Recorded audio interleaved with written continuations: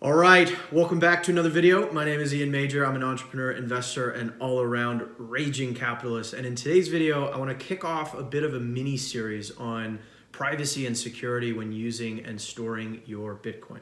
And this is a super important topic in general, but it's also particularly important given that one of the core value propositions of Bitcoin is its resistance to censorship.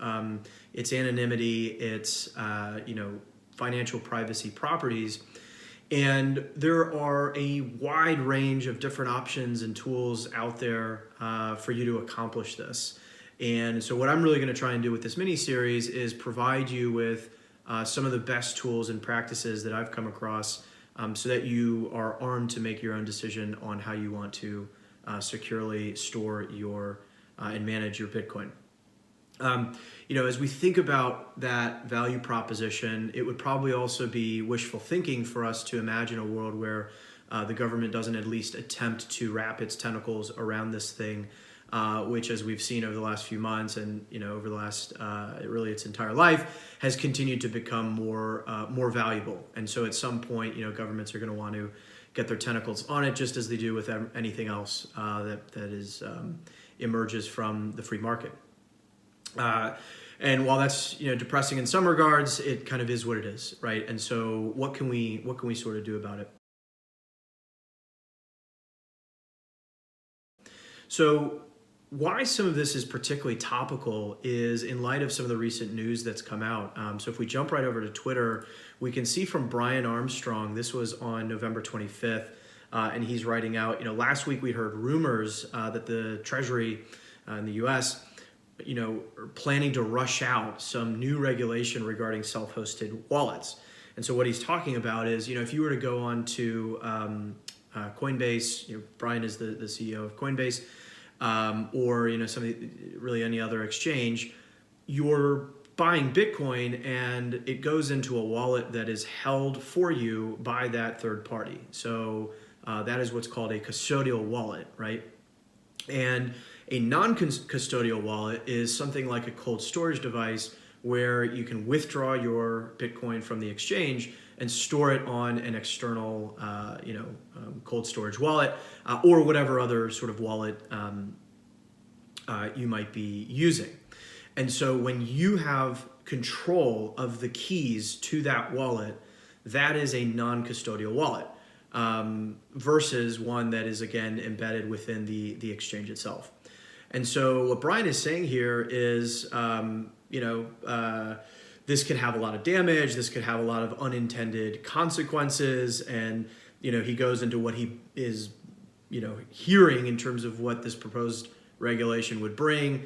And it would basically require that Coinbase and other, similar exchanges actually verify the recipient or owner of that self-hosted wallet that the withdrawal is being sent to.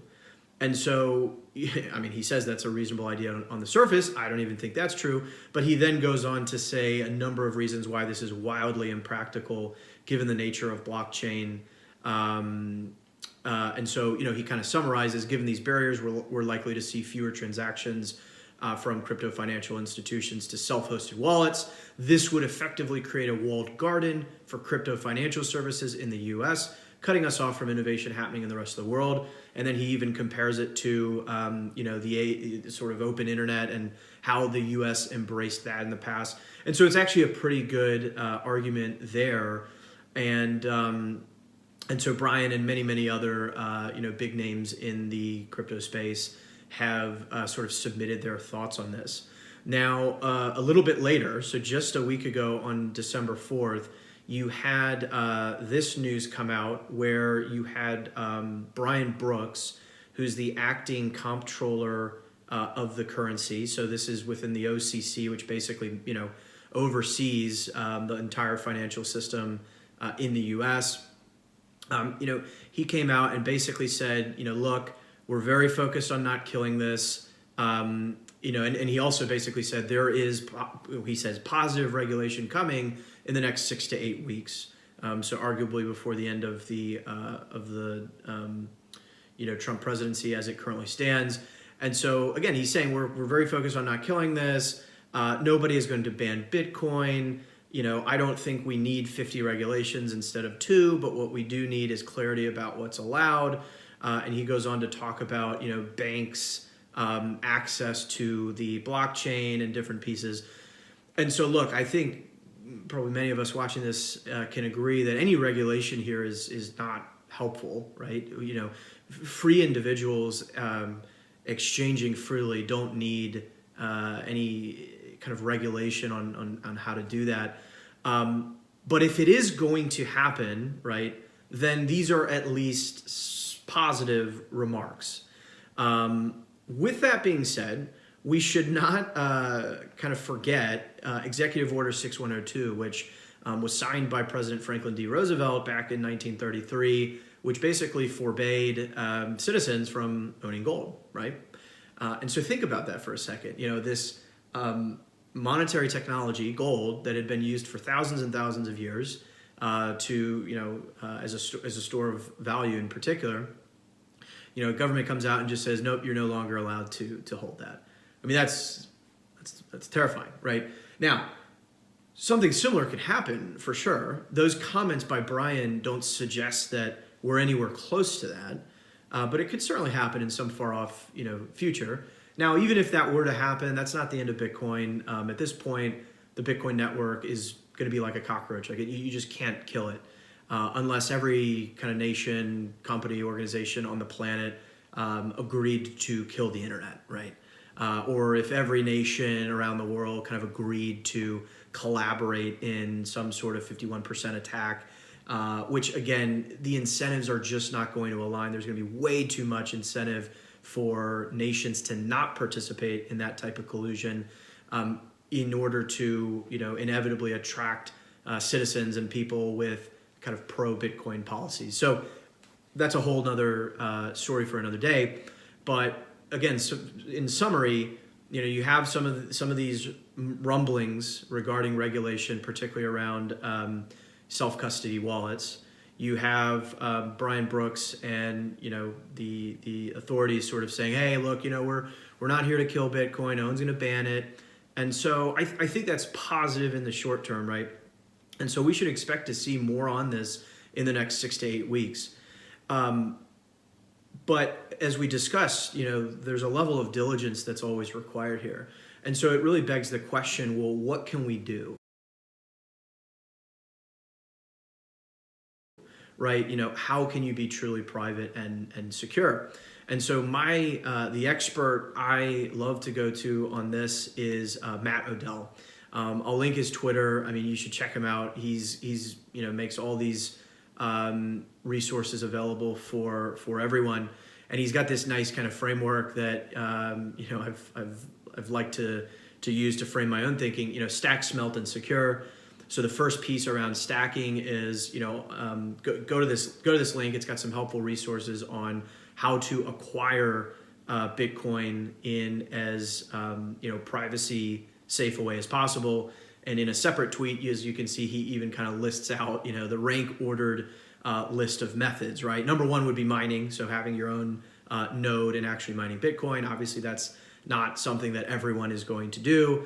The next one down is accepting Bitcoin for goods and services. So again, if you're a small business or what have you, you can accept Bitcoin for payment. 2A that he sort of clubs in with this is buying with cash. So that, for example, you have Bitcoin ATMs in some countries. Even some of those can take identifying information. So even sometimes that's not totally private. The next one is using bank account peer-to-peer, but no additional KYC.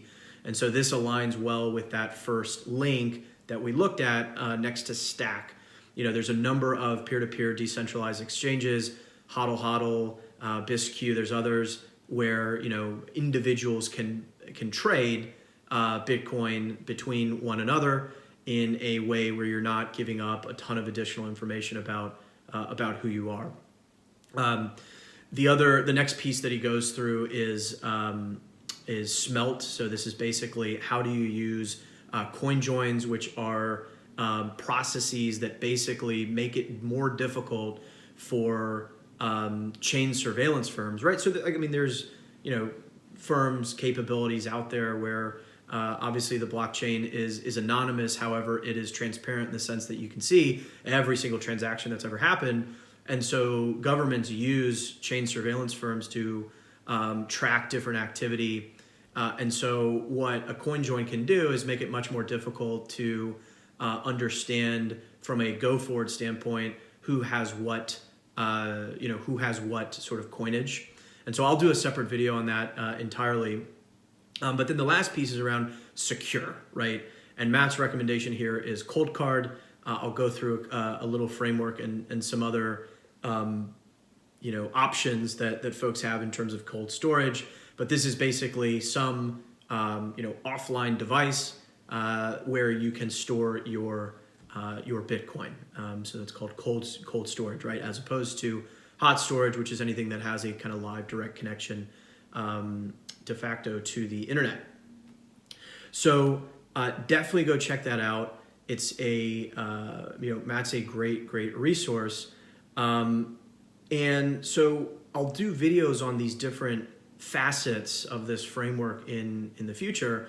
But what I'm going to first dive into are the cold storage wallets, because this is really, for most people, this is going to be the first thing that they'll kind of try and nail down. Now, it's important to, if you're brand new to this and you're watching this for the first time and you don't have any Bitcoin, I would invite you to consider purchasing it on in a non-KYC fashion. So whether that's from one of the P2P decentralized exchanges that's going to be linked in the materials here, it's just a good idea if you're concerned about privacy. There's going to be others of you who maybe don't really care, and you don't care that the government knows what you've bought in terms of Bitcoin.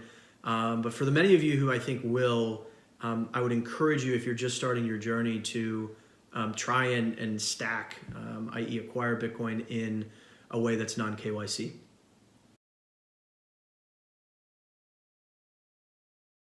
So let's go into just a quick, how I want to kind of wrap this video up is with a summary of cold storage options. And then in future videos, I'm going to actually go through with the actual kind of devices. And so I really like this framework from Verify. Again, I'll link them in the description down below as well. But they lay out sort of three providers. So Ledger, which I think a lot of folks are familiar with and have heard about. They're probably the most popular hardware provider here. What's listed here is the Nano S. They've also come out with the Nano X, and we'll talk about some of the differences. They also then have a couple options from Trezor, and then the cold card. And so their recommendation, like Matt's, is the cold card. And so I'm going to do a video on that in the future to kind of show you exactly what that looks like. But I really like this sort of framework. Is it sovereign? That basically, in the case of Ledger, you have Ledger-specific software. So Ledger Live, for example, where you have to, connect your Ledger device to this software to be able to manipulate your keys. And so in that sense, it's not quote unquote sovereign. What does the setup of the device look like? Is it air-gapped or not? So air-gapped basically means can you execute Bitcoin transactions without ever connecting the device to any sort of computer or internet connected device. And the cold card, interestingly enough, is the only one that can do that via a micro SD chip. Again, I'll do a whole video on that. Is the software open source? So everything except Ledger is. And you may ask, well, is that really a good thing? And it is, right? Because it means that security experts can come in, look at it, provide feedback, potentially catch risks and different things like that. This doesn't equate to safety in any sort of way. And then user input. So all of these devices support a passphrase, and cold card also allows for additional entropy, meaning additional randomness that the user can put in as part of the passphrase and seed phrase, which makes it even more secure. So I'll link this whole kind of summary and article, but I wanted to lay this out as really, in my mind, the three main providers that are worth considering. A lot of people are going to flock to the Ledger or Trezor just because they're the most popular. But the cold card is, as far as I've seen in my research, the number one kind of recommended from some of the privacy experts. So definitely worth getting as well. You could also get really cheeky with this, and we'll talk in future videos about multi-sig. So you could actually use multiple of these devices in tandem with a multi-sig wallet such as Electrum. So that's for another day. But again, if you want to peruse this article on Medium on how to actually do that, I will link that as well. And so just summarizing this video, hopefully you've taken a few things away. Number one is that privacy is really, really important, right? It is your responsibility to securely own and manage your Bitcoin. No one's going to do that for you, right? The second takeaway is you have a whole spectrum of ways to do that. But what I've tried to do in this initial video is winnow it down to some of the top tools and methods that I have seen. And so the key is to pick something, do something, right? Do not just leave your Bitcoin on an exchange. That is a terrible idea, not because anything imminent is going to happen to the exchange itself, but as we can already see, the wheels are turning as the government kind of fixates more on this growing space. And so don't leave it on an exchange. Do have a cold storage way to store your Bitcoin securely. And if you have bought Bitcoin on a KYC exchange, definitely look into doing coin joins to try and obfuscate the holdings a bit, as you get that into cold storage, as kind of a little bit of a way to kind of protect your privacy. And so that's it. I'm going to leave the video there for now. This was, again, just an intro into this mini series on privacy and security as it relates to storing and managing your Bitcoin. I hope you found this useful. Definitely check out the different resources that I've mentioned here and that I'm linking below in the description. If you like this content, give it a like, subscribe. There's going to be a lot more content coming in the future. Leave a comment. I'd love to hear what you think and what you'd like to see in the future. What are your thoughts on this topic as well? And with that, I wish you all the best, and I'll see you next time.